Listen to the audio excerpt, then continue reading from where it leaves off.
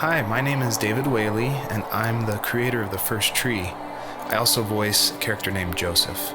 So I just wanted to introduce you to this commentary mode, tell you that you can find interesting things about how I made this game by touching the speech bubbles you see in the world. So I hope you enjoy it.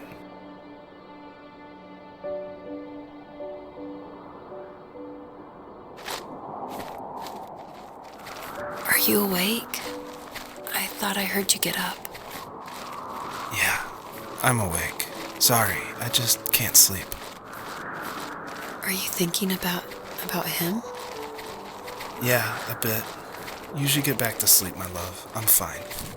No, it's okay. What else is on your mind? I don't know. It seems weird, but I had one of the most vivid dreams of my life. I saw a fox on a snowy mountain, just looking confused and worried. Those eyes. I can't get those eyes out of my head. She was running in the windy snow, looking for something.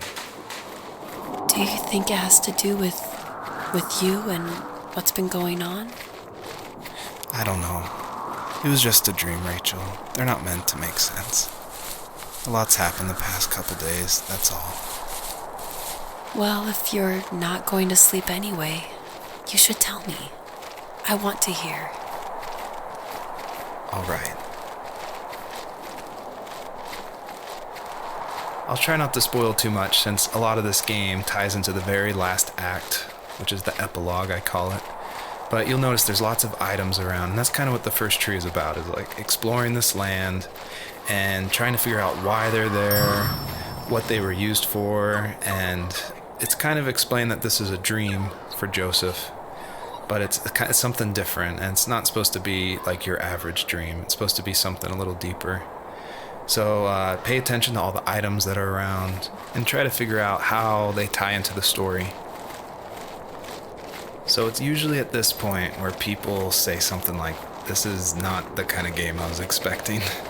And that happened a lot at PAX West. When I showed it, we'd have little kids play it, but then they see a dead fox cub, or a kit is technically the word, but cub sounds, I don't know, it sounds better. Like Wes Anderson uses it in Fantastic Mr. Fox, so I thought cub would be alright. But anyway, having this game, I wanted it to be more serious. This game is based on dealing with the death of my father, which was the hardest thing that's ever happened to me and my family. But I don't want to talk about it here, and I didn't want to talk about it with anybody really to this day still. It's very personal. And that's why I made this game. That's exactly the reason. Because I wanted to get those feelings out and like communicate with people without like talking about it. And so that's what the first tree is. It's me dealing with my feelings, and it was a personal project, and it was just me, and it actually, like, I'm really glad I made it, but it wasn't easy to make, I guess is what I'm saying. So, not far from her home, she followed that path to something unexpected. She couldn't stay, though. She had to find her other 2 children. So she took that path. She followed it towards something ancient. Something with answers, high and low, searching for any sign of her cubs. Points of light showed the way to this ancient tree. It was as if each one had a story to tell, all their own. The land was trying to tell my story, too. I felt like I was right behind her the whole time.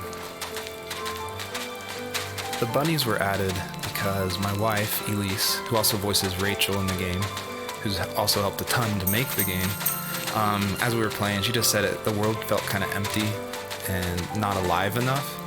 So I knew we needed to add some kind of life, and so the bunnies was like the first idea that came to mind.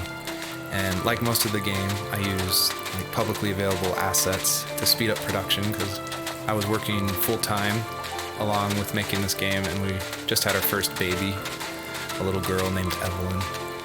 So I was messing with this asset called Herd Sim, and at one point, like the generation script that creates variations of the sizes of the bunny. One time I got out of control and it made like this monster bunny that towered over everybody. And I shared that GIF on Imager and Reddit, and that was a huge hit. It helped definitely gain an audience for this game. But it's hard because this game is like so serious. It's about life and death, not giant bunnies. But I knew I needed something, like a shout out to that, because it was pretty fun. So if you're able to catch all the bunnies on this map, I think there's around 13, then you'll get a special surprise. So good luck. Do you remember what my dad did for a living? Wasn't he like a lumberjack? That's one way of putting it. If wood was a canvas, then a carving knife was his paintbrush. Even after working a 50-hour week, even after his hands were more splinters than skin, he would bring home the nicest piece of Alaskan weeping cedar and make me toys. That wooden train was the first toy I can remember, and I loved it. I just knew from a young age I was going to be a lumberjack, like my father.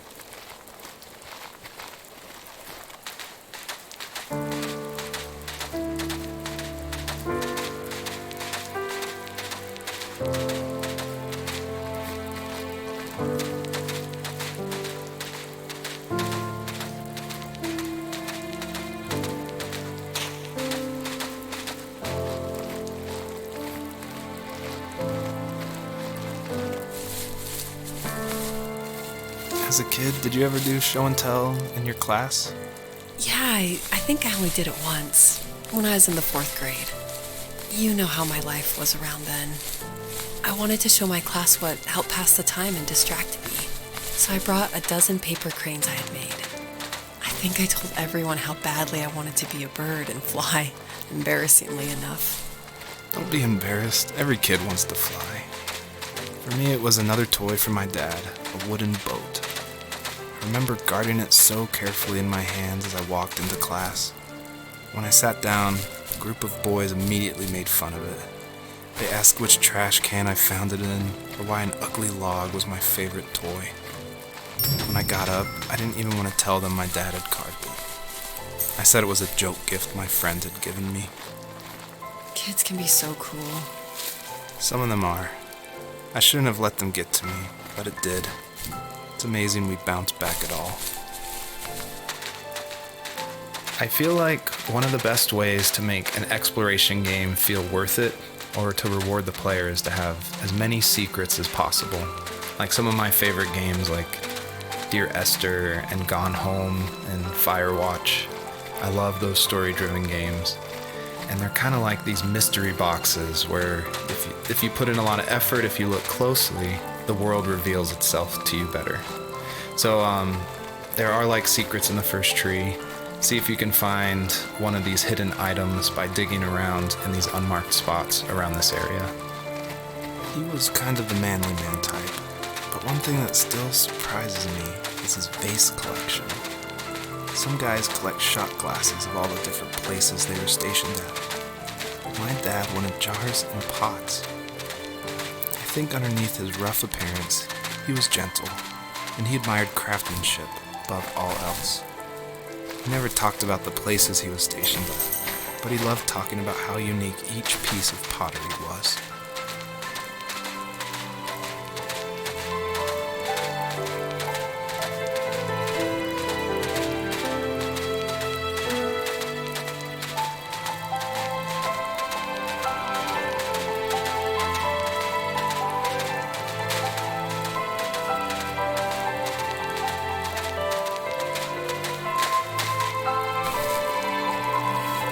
Usually those kids would leave me alone, but somehow they could tell I was different. They made fun of how far away I lived. They called my dad a sourdough. I was a blabbermouth as a kid, telling my dad stories I made up for hours. But after that show and tell, I didn't tell him much anymore. He didn't know exactly what was wrong, but his best guess was that the toys he carved weren't cool enough. He carved me a tank and tried to tell me what it was like to be in a real tank as a serviceman. I didn't know your dad was in the military. Yeah, in the army. The sad thing is that I'd pretty much forgotten until just now. There's so much I still don't know about him. I'm sorry. He knows how much you love him. You're going to see him again soon and have some closure, I'm sure. A lot of people have gotten confused why Joseph's father is called a sourdough. And it's not stated outright at the beginning of the game, but Joseph and his dad, they grew up in Alaska. And I don't have a real connection to Alaska except through friends who lived there, and it was also the place that me and my dad were going to go right before he passed away. But I love the idea of Alaska being like this beautiful solitary place. But anyway, what that has to do with sourdough is it's an Alaskan slang term about like someone who lives in the backwoods, like a redneck in Alaska. So I thought that was just to put some authenticity into the game, I added that word.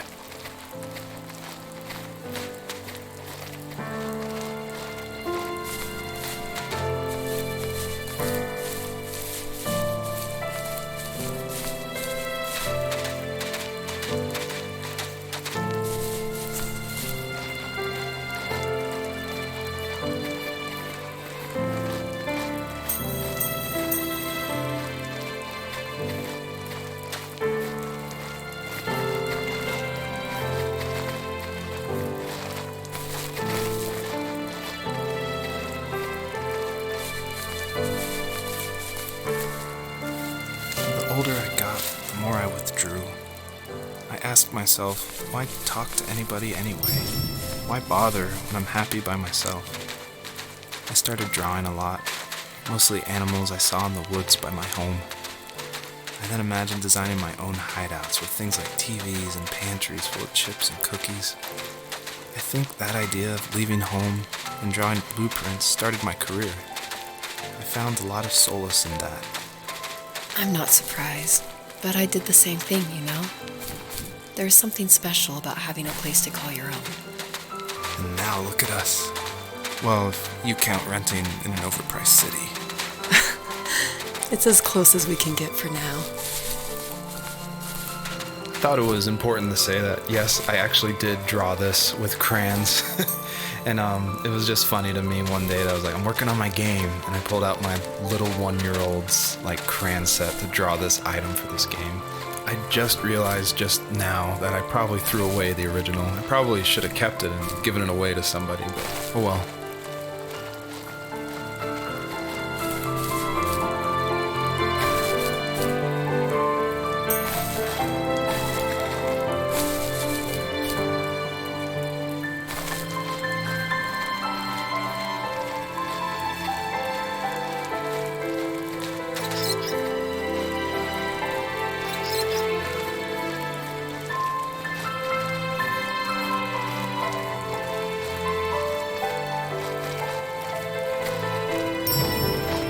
I feel like one of the main reasons people play small indie games is because they are so personal and intimate.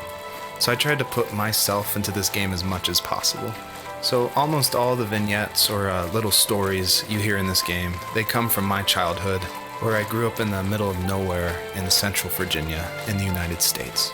So yeah, that's probably why I love games like this so much, where you explore this open, wide environment and just find interesting things, because that's exactly what I did as a kid.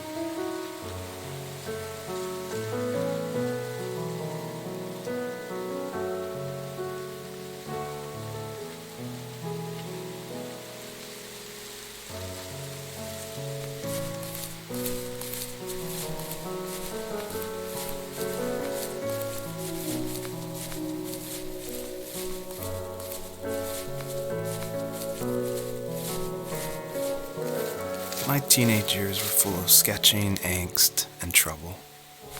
I wasn't popular or unpopular. Maybe just forgettable. I guess that gave me a sense of freedom. So I hung out with crazy kids, doing crazy things, even though I mostly just watched the chaos ensue. We did it all. Put fireworks in mailboxes, hide roadkill in people's garages, break windows of the barber shop in Anchorage. My dad was furious, but he was so busy working he couldn't do much to stop me from going out. I think being an adult means there's no one to stop you making hard decisions. He had to make a living, and he couldn't be in two places at once. Yeah, I realize that now. But at the time, I was sure he was more interested in growing his business than what was going on with me. This is the level that I showed at PAX West, which was a crazy dream come true that this hobby project was being shown next to all these amazing indie games. So I decided to show this level because it's smaller, there's like some jumping puzzles, and I thought it was a good entry into the game. But the one thing I can't seem to forget is right before we opened to the public, there was an indie dev superstar. Like, you've definitely heard of his games. And I was like terrified. He wanted to try it out. So I said, of course, like, please give me your feedback. And he was super nice, super talented, of course. But this embarrassing bug happened, which I'd never seen before in my life, where when he dug the item up, he jumped right after, and it created the dust cloud to permanently be on the rest of the level. It wouldn't turn off. So it looked like this fart cloud following the fox as it just kept running with this beautiful music and serious voiceover. And it was horrible. I think about that every time I look at this level. But, you know, I was able to fix it, so I'm glad someone could at least find that bug. He was working another late night, and my friends were over, saying how bored they were and how they had come all the way out to my house for nothing. One of them mentioned how that old, ugly beyond belief truck was still in the garage, and how we should take it for a spin. I was only 15, so I kind of fought it for a while. The next thing I knew, we were careening around the mountain path, rocks spitting onto the sides of the cliff, while my dad's cringeworthy bluegrass blared out the speakers. I drove while my friends were in the back of that yellow and purple truck, throwing beer bottles and trash at anything remotely interesting. Felt like I was soaring in the air with borrowed wings. But all good things have endings. A cop outside of Eagle River pulled us over after he saw us in a bottle rocket into someone's yard. What followed was a long night of talking to disappointed adults and feeling smaller than ever.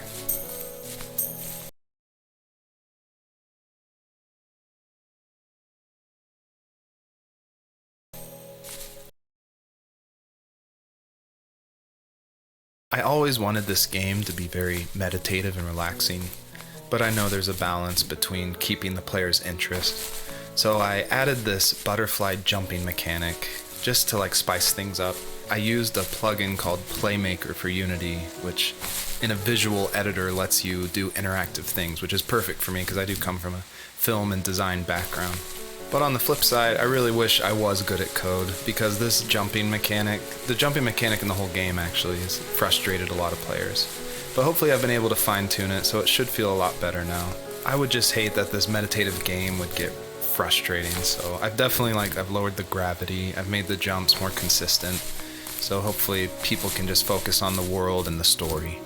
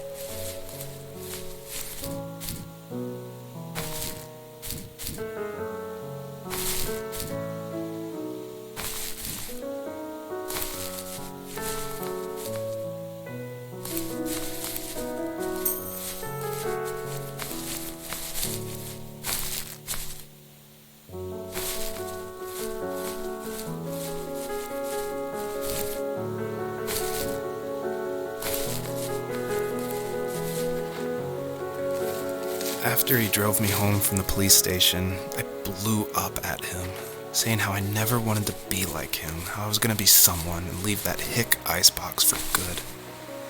He just looked forward at the road with tired eyes. I took out that bluegrass tape from the cassette deck and chucked it out the window. In my sage teenage wisdom, I thought I had proved the ultimate point, but my dad had a different idea. He slammed the brakes, slowly bowed his head while gripping the steering wheel, and finally looked at me. All he said, like it was a polite request, was, "Make this right." I sat there in silence, fuming, but I eventually got out and combed every square inch of the woods, muttering profanity after profanity. I found it 30 minutes later, near a small waterfall off the road. I went back to the truck, put the wet tape back in, and sure enough it worked. We didn't speak another word to each other the rest of the night. Wow, I knew you were a crazy teenager, but... It's hard to believe, isn't it? It surprises me too. It's like I didn't really know who that kid was back then. I bet my dad thought the same thing over and over. It's almost like he was saying, make this right to himself, more than to me. You may have noticed there's a little pond here, and believe it or not, I tried everything I could to get swimming working in this game, and I just could not do it, unfortunately. And so all the water in this game you can just stand in, which is, it still like bums me out, but the systems were not working, it was buggy. So I just had to throw it out, which, you know, I think it's okay. Like, I wish it was there, but again, the focus of this game is on the story. I miss that time in life when you didn't have to wear the right clothes or like the right things in school. I miss when every kid in class liked what was important to them, even if it was wooden boats or cartoon animal notebooks.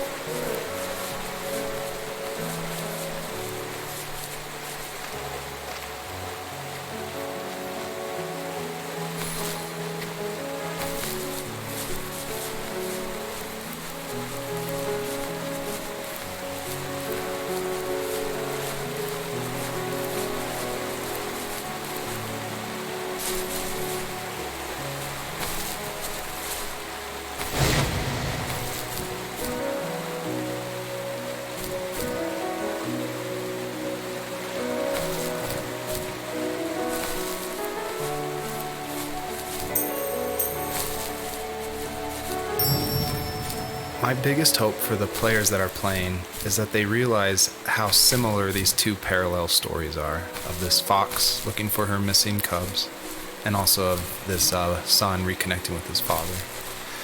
And so I try to add little touches in the voiceover and in the environment to help draw those parallels, even if they seem totally dissimilar. A big example is the truck, for instance, that Joseph grew up with. It's purple and yellow like the butterflies for this fox. So I tried to add as many touches like that throughout the story as possible.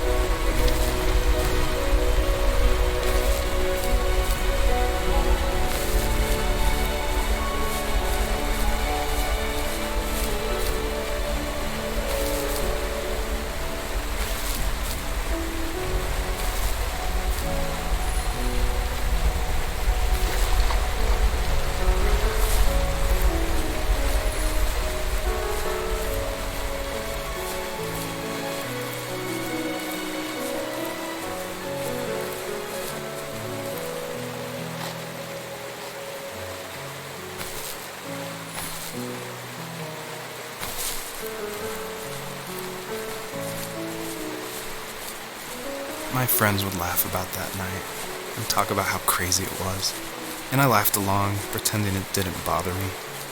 But it did. I imagined my friends growing old in the bush, unable to find that thrill in those godforsaken ice fields. It's like those mountains were a literal wall, keeping me from leaving, where all I would have to look forward to are lumber yards and evening beers. I had to climb over. That was my only goal for a long time.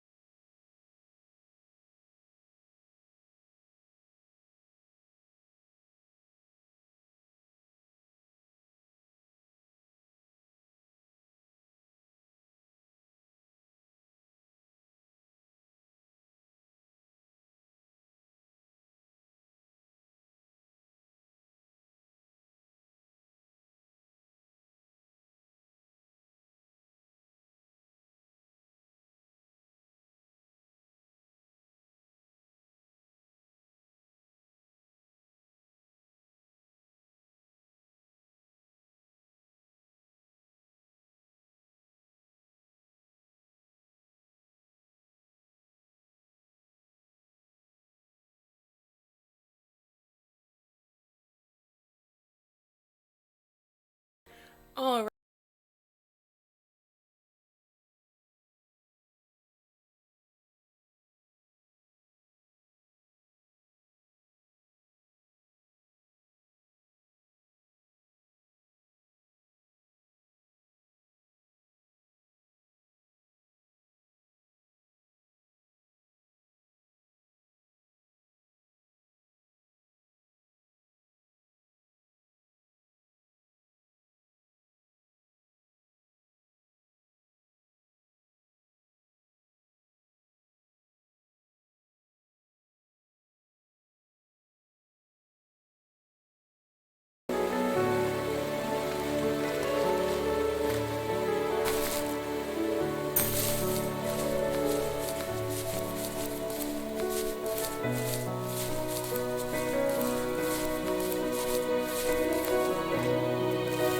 If there was some way I could take my love of drawing and turn it into a way of escape, nothing would make me happier.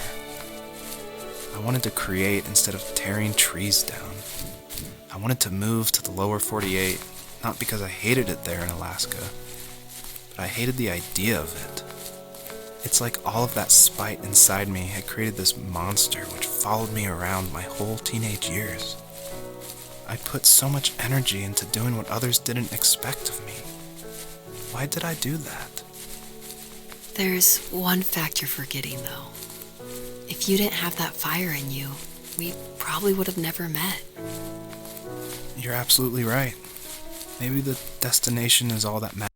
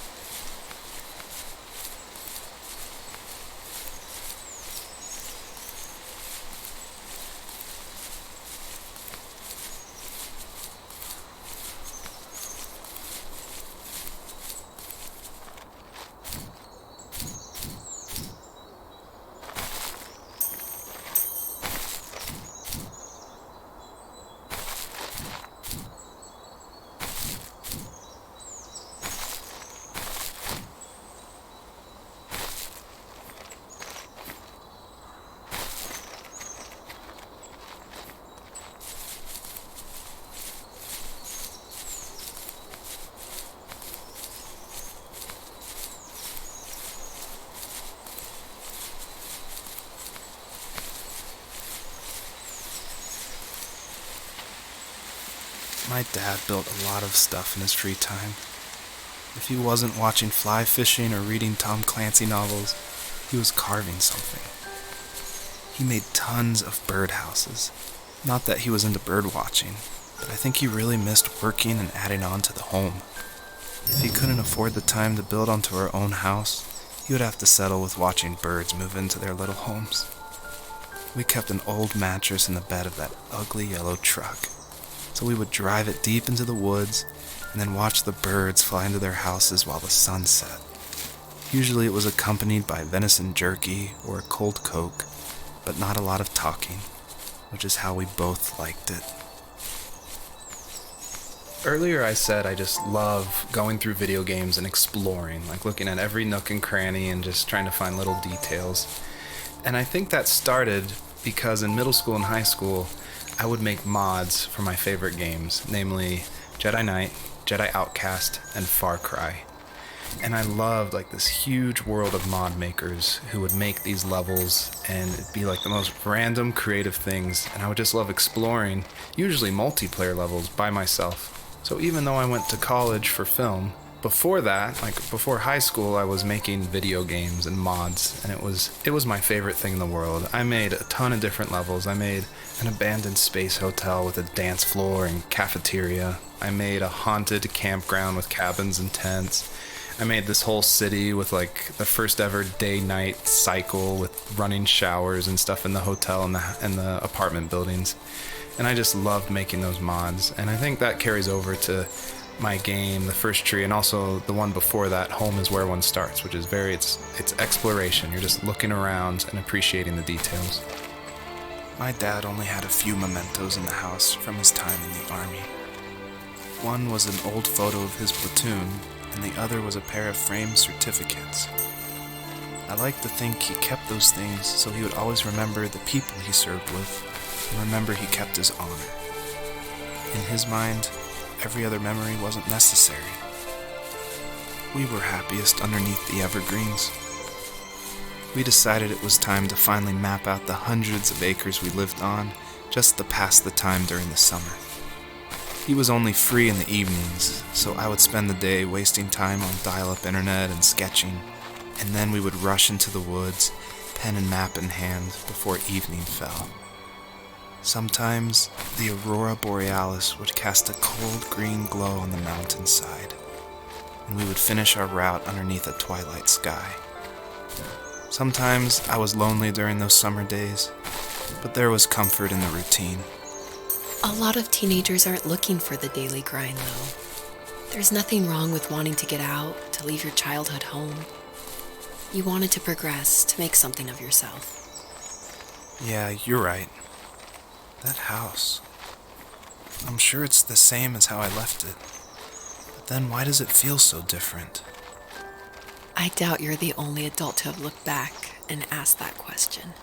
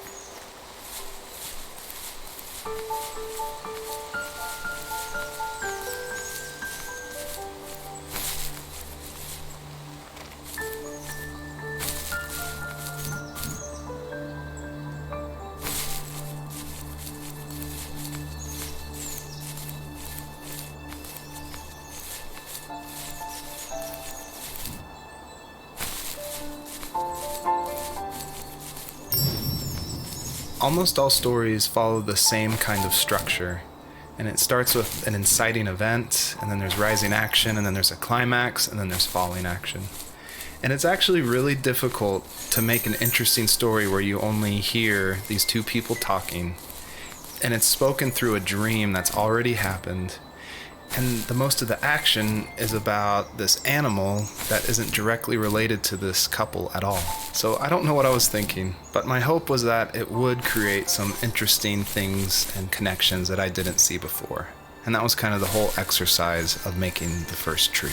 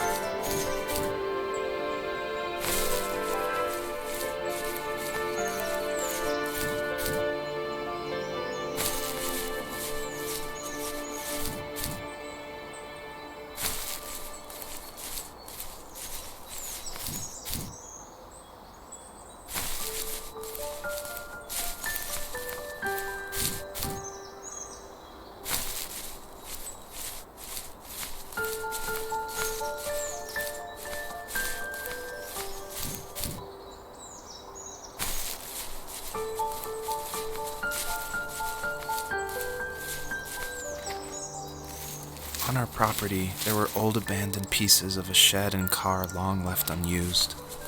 I used to ask him all the time who those people were that left all this junk, and I'm sure he got so tired of hearing it that he made up some elaborate stories how a brown bear ate them and haunted the woods afterwards. What's funny is I think it made those people seem more real, growing up thinking they were still hanging out like they couldn't say goodbye. I used to tell my friends how I could swear I saw spirits move near the water, and that always freaked them out.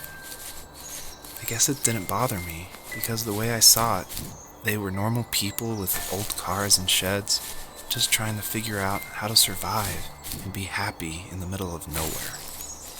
It was a cool thought that they didn't want to leave, but I was a weird kid. Well, you had good company since those ghosts like living in a place where they were brutally devoured.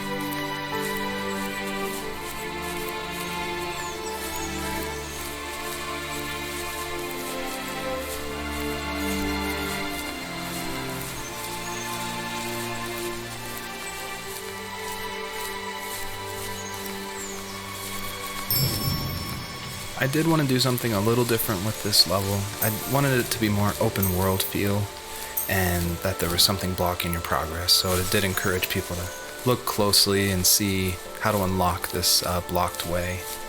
And I do like just walking around this level and listening to the beautiful music by Josh Kramer. His work really sets the mood for the whole game.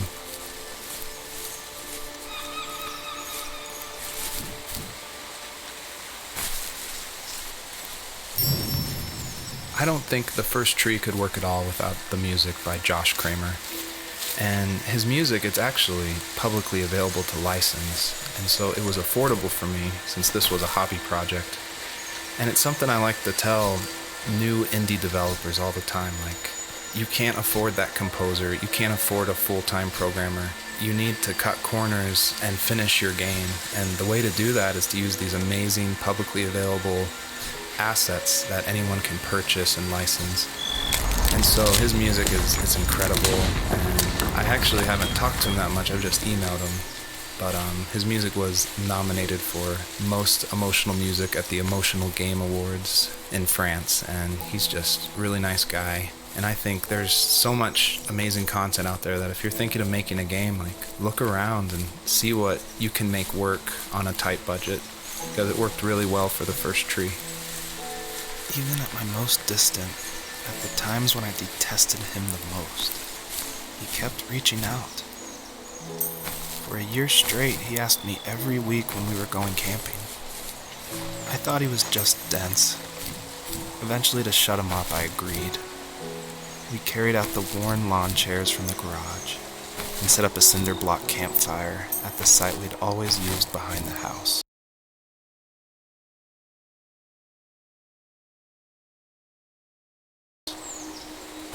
We walked down the mountain path, talking in the warm sunshine we only got a couple months of the year. Those 3 obsidian rocks shimmered alongside the shore, almost like sparklers pressed against a dark window. I'll never forget that wet stone on my feet, or how those massive mountains looked even bigger in the lake's reflection. I felt small, but grateful. As the sun set, my dad found something I hadn't seen for a long time. The tree where I'd made my first carving when I was 6. I hadn't even carved it. My dad had helped me, but I still called it my tree. Something about seeing my name there made me open up, and we talked about everything that night in that old camouflage tent. I told him how much I loved sketching and design, and how it would be a dream to study architecture in Seattle. I told him how I didn't get along with my friends much anymore, but that I didn't mind being alone. He told me he was there for me, and he joked that if all he had to do was write my name on a tree to finally get me to talk, he would have left me carved logs with novels on them in front of my room every morning. I don't know why it took me that long to realize it, but it was then I knew how much he had sacrificed for me.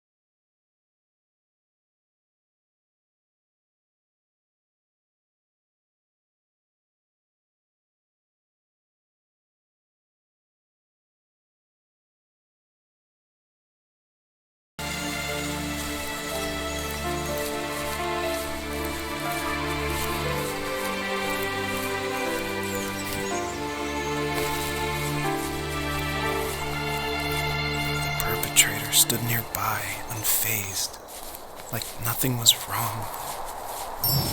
My dad is dead, and he's never coming back, Rachel. I can tell you these stories, but I can never reminisce with him again. He can never hold a grandchild that we'll probably never be able to have. I can never talk to him again, and I'll never be able to say I'm sorry for everything. It was really important to me that the wolf in this story that takes the fox's cubs, that it wasn't explained at all. Like, it's just this entity that's in the background. And of course, it's supposed to represent something bigger than a wolf or even the fox. It's supposed to represent like the specter of death. And it comes when you least expect it. There's no justification. He's just there, always watching.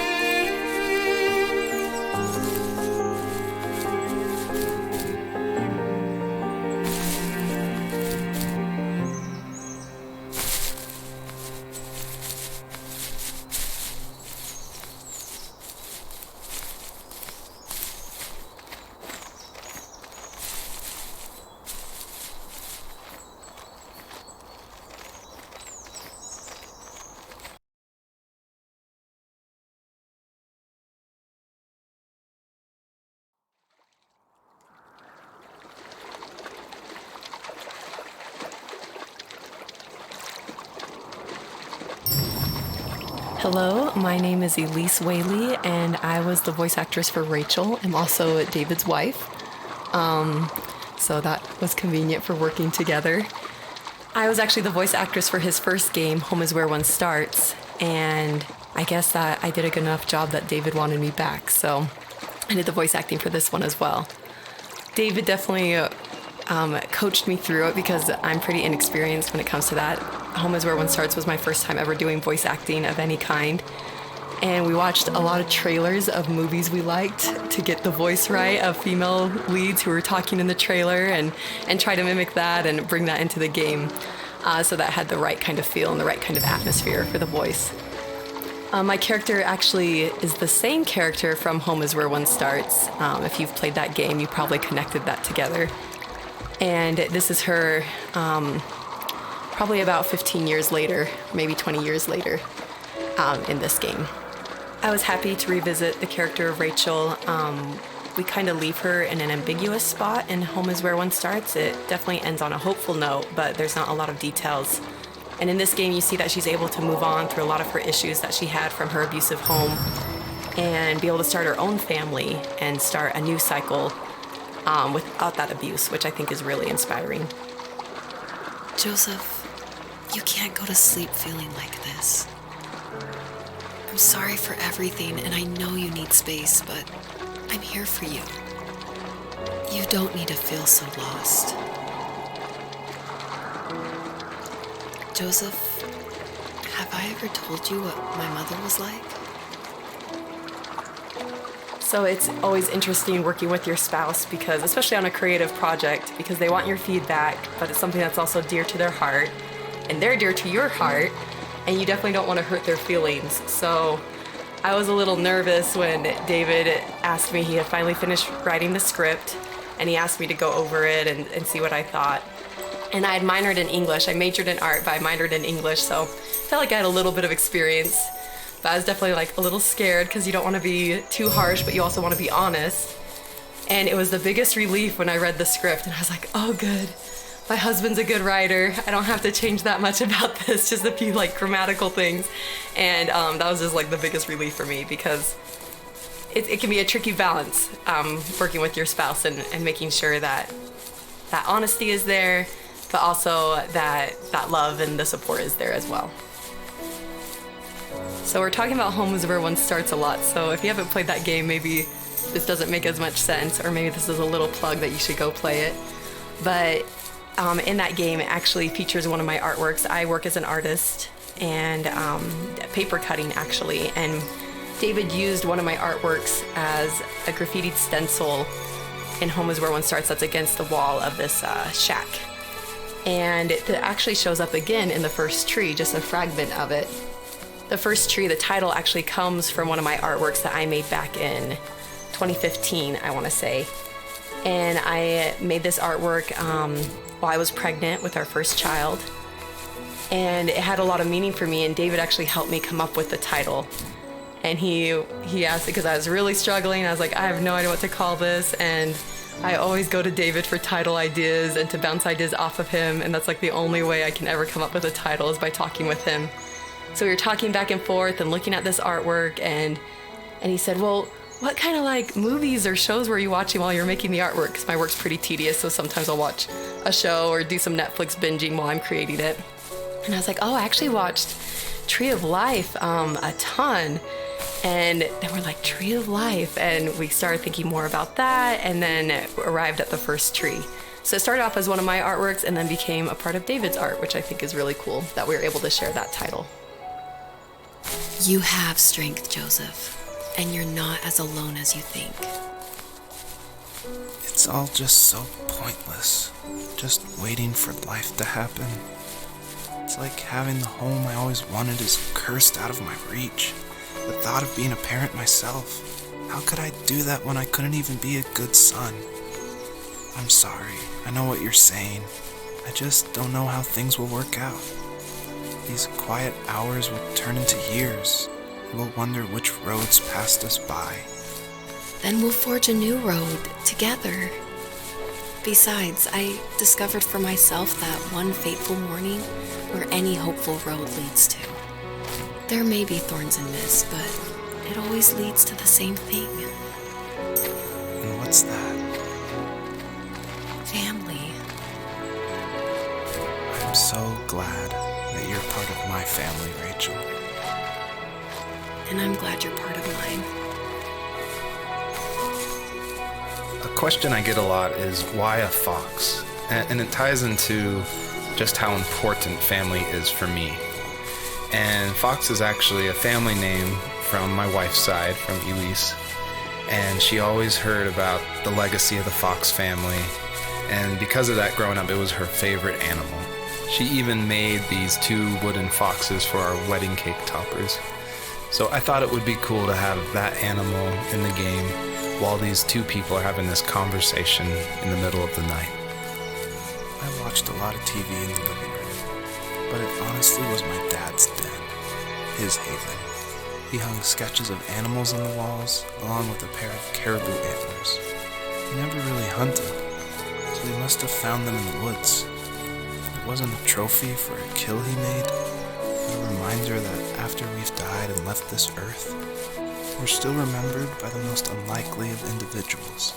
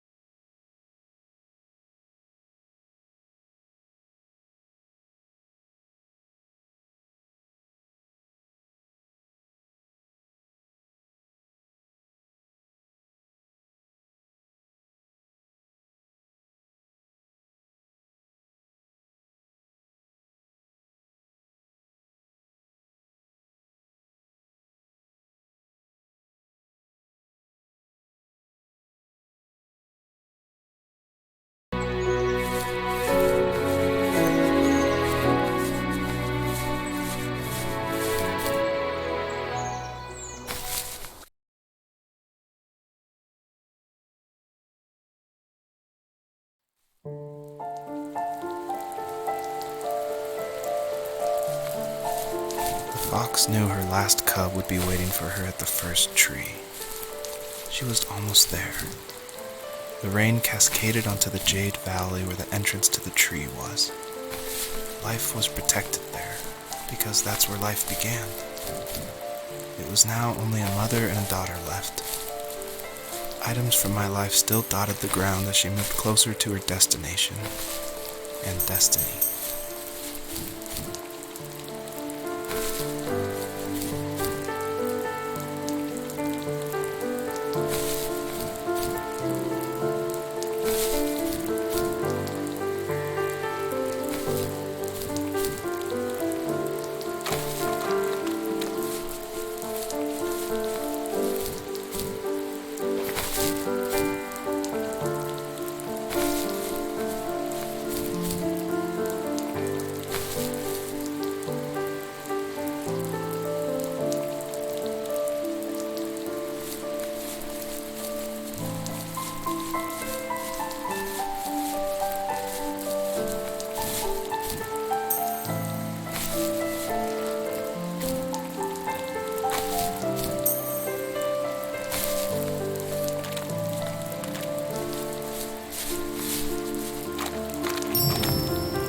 Usually what catches people's attention of the first tree is the visuals, of course.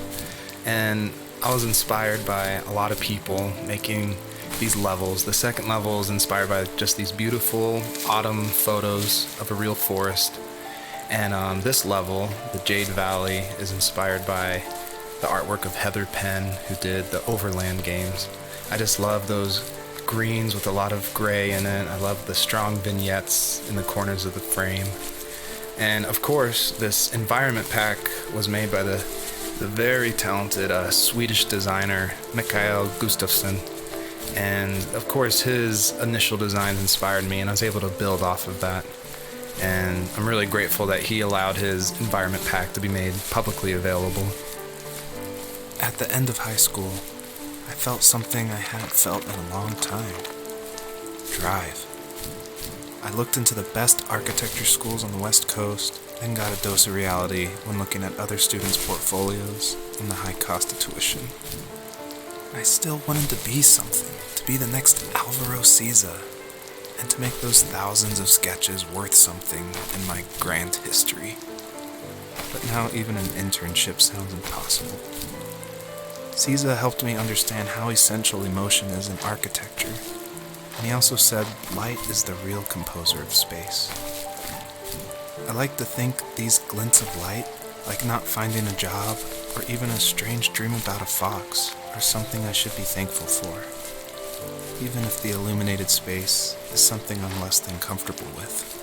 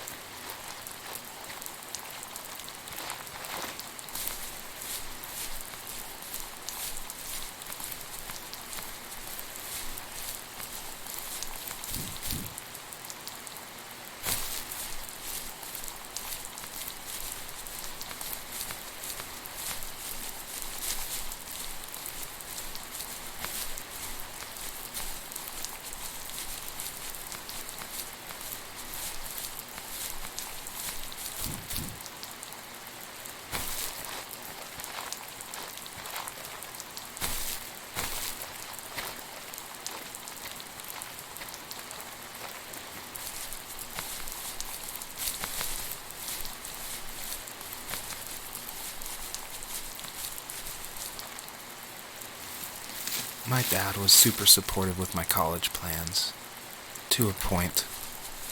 Things were okay until this terrible accident happened. I guess a forklift flipped over due to a bad axle, and it crushed one of the workers there.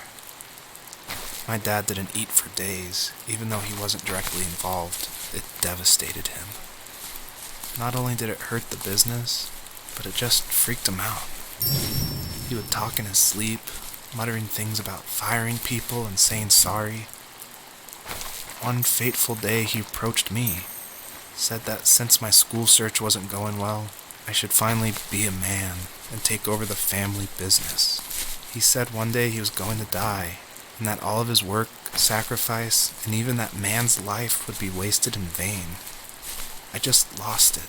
Teenage me just exploded at the thought. I screwed up. I said things I shouldn't have. He was having a crisis, and I pretty much spit in his face. By now you've probably caught on to some of the themes I love to explore in these stories. And the big one is of this tree, the first tree on Earth. And a lot of people have asked me, what does that mean? Why a tree? And basically it boils down to this delicate balance between nature and its relationship with life and death. And I love these stories where they put like these microscopic relationships, like something of like a father and a son, and juxtapose it next to this epic story of like the creation of the universe and the first tree on Earth, and how they can be equally as important, because in my mind, like, my family is as important as like the creation of the earth. And it reminds me of like some of the stories I love, like The Road by Cormac McCarthy, or The Tree of Life by Terrence Malick. Basically, I wanted to make sure the player felt that there was a higher power than themselves, and that there was something watching over them as they went through this story.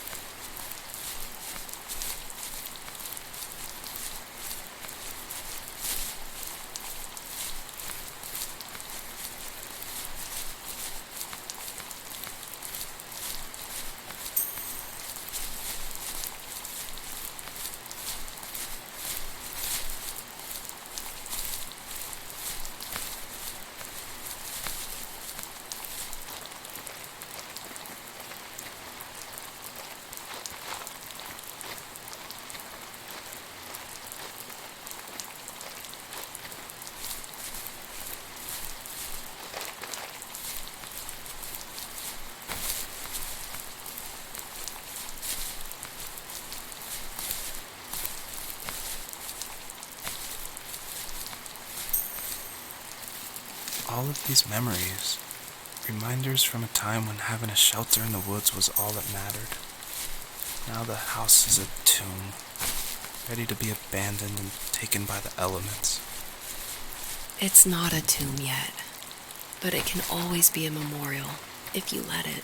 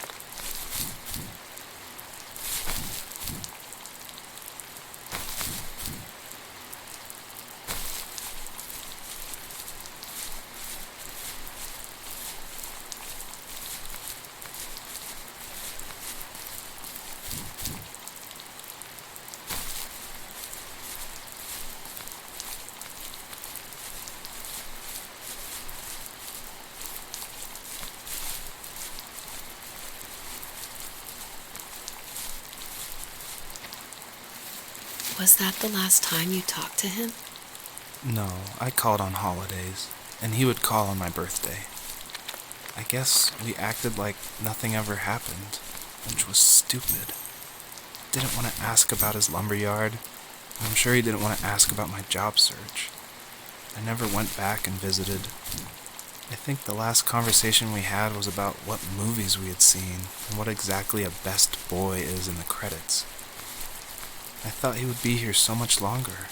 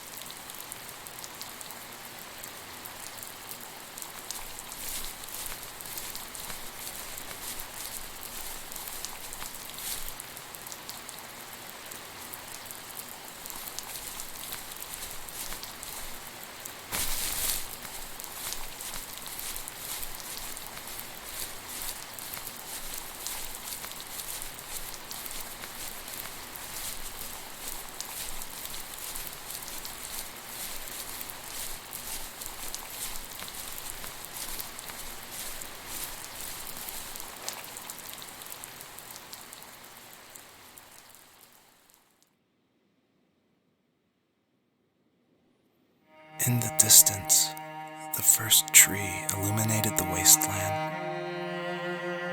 She couldn't go home anymore. She did the only thing she was capable of. Moving forward. My dad died alone in the middle of the wilderness. I should have been talking to him more. I should have done a lot of things differently. If the first tree on earth brought life with it, if it taught the birds to sing and fly and showed saplings how to grow, what could it do for us? Obviously, there's a really emotional part, but I'm going to talk through it anyway. A lot of people correctly identify that Journey was like a huge inspiration for the first tree.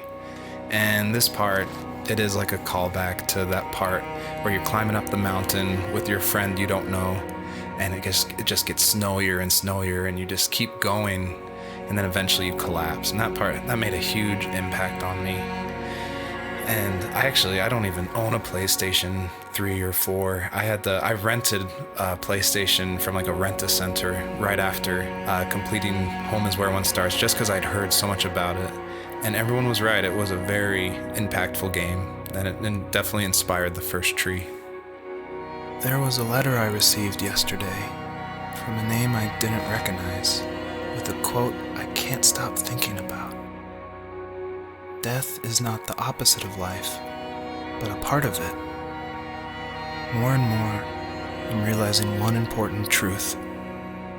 Each of us have our own journey to the first tree. But sometimes I'm not sure I'm ready to take that first step. You already have my love.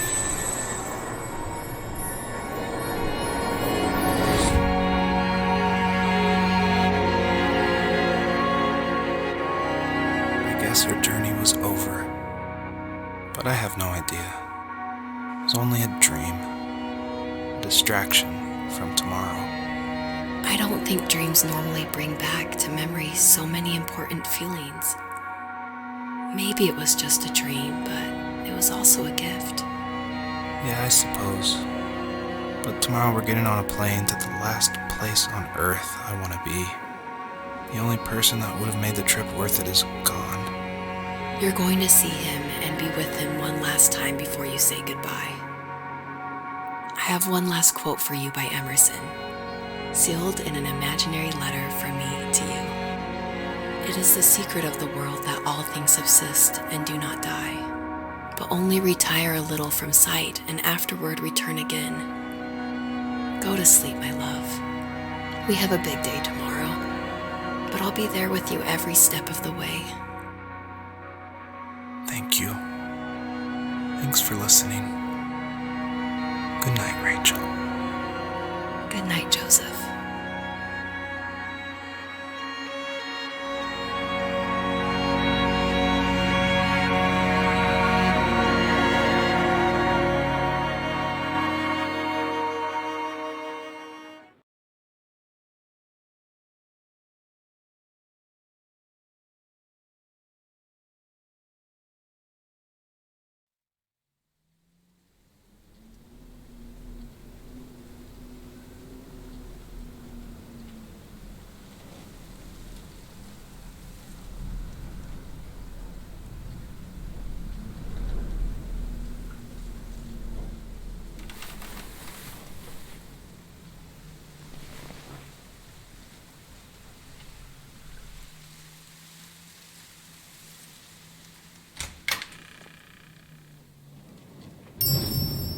You're probably thinking, what is going on?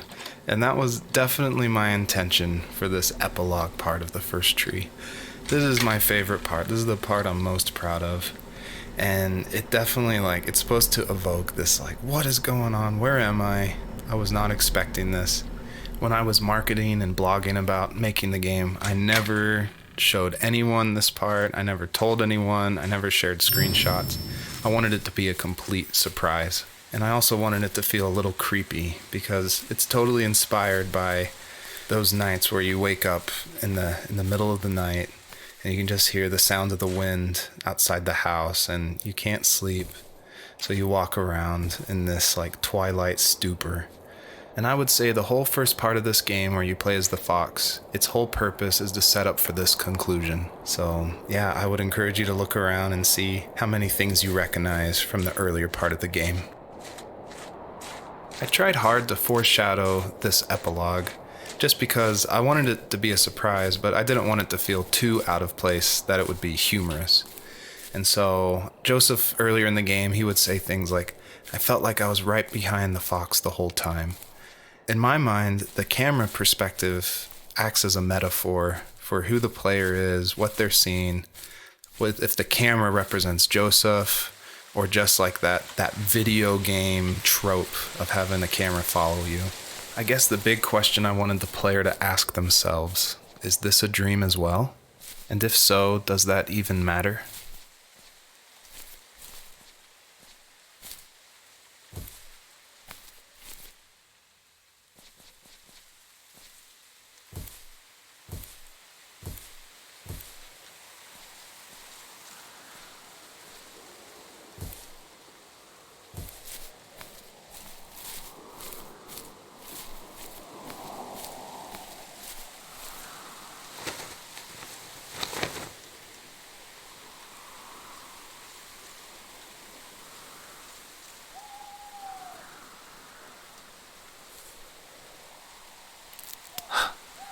What the hell?